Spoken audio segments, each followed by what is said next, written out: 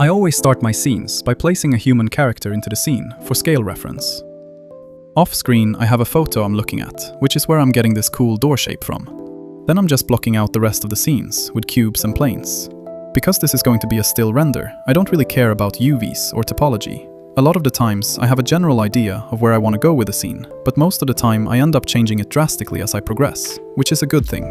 My creative process is generally sloppy and very quick. I do things in an unconventional way, but as long as it looks good on the final render, I don't mind. Using the sky texture is a good way to get a sense of the final lighting in the scene. Just keep in mind that having a white matte material like this will cast a lot of bounce lighting, something which your final material might not. Using materials that look good is key to getting good looking renders. Here I'm just trying to find something that fits the scene. Some more touches to the arch.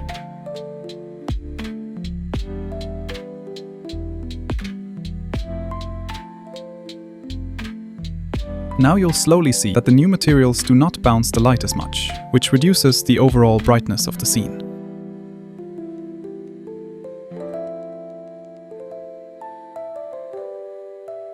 I didn't really like how the stairs turned out.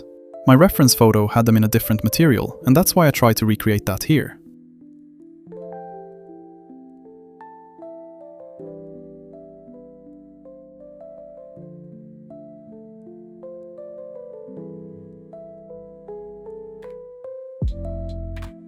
Added this air condition unit to the back wall. The reference photo had something similar, and I liked how it looked.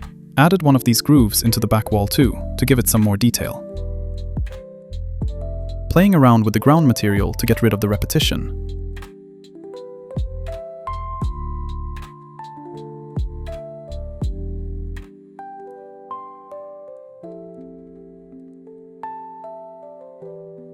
Going back to the stairs, I just ended up redoing them and manually extruding them by hand. Definitely not the way to go if you care about precision, but nobody is going to notice this either way. Played around more with the light, and I think I found the final setup.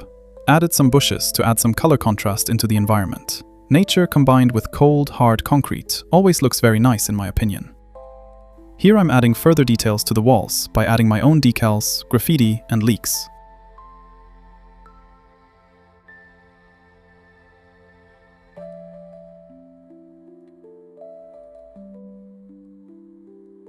Adding a simple fog cube that follows the direction of the incoming light is a cheap way to get atmospheric haze. More decals are being added to the walls to make it feel gritty and decayed. At this point, I really liked how the scene looked, but it felt like something was missing. So I tried adding a spray can, but decided to remove it because I didn't like how it looked. Next, I added some gravel by just scattering a small ichthyosphere with a gray texture on it. I wanted to add more litter to the street, so I downloaded some materials with trash, but like with spray can, I didn't enjoy the final look and solved it in a different way, which you'll see later on in the video. This process of adding, removing, adding stuff back again, changing the placement, and so forth. That is the creative process that will give you a render that you actually like, not being afraid to test things out and see how they look like. For some of my renders, I can spend a lot of time just trying to get one detail right. While everybody loves art that pays attention to details, it's also important to keep your momentum. Getting stuck on one specific detail is a good way to kill motivation, and it's been one of my biggest challenges in 3D. Sometimes it's just better to let it go, leave it as is. Not everything has to be perfect. These boxes were a good example of that. I tried different placements and really wanted to make them work, but in the end, they just didn't fit the scene. I even tried adding some sort of vending machine to make it more coherent, but nope, it didn't feel right. I still wanted some kind of prop in the scene, so I did the most obvious thing. I added a cat. At this point, I felt like I had done everything I can in Blender, so I rendered the scene and brought it into Affinity Studio. Working with still renders like this is forgiving, because you can easily cover up mistakes by painting over them, clone stamping them out of existence, or elevating the mood further by adding photo overlays. And that's exactly what I did. Most of my post-processing work goes like this.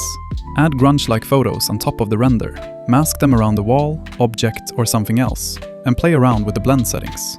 Rinse and repeat until you're satisfied.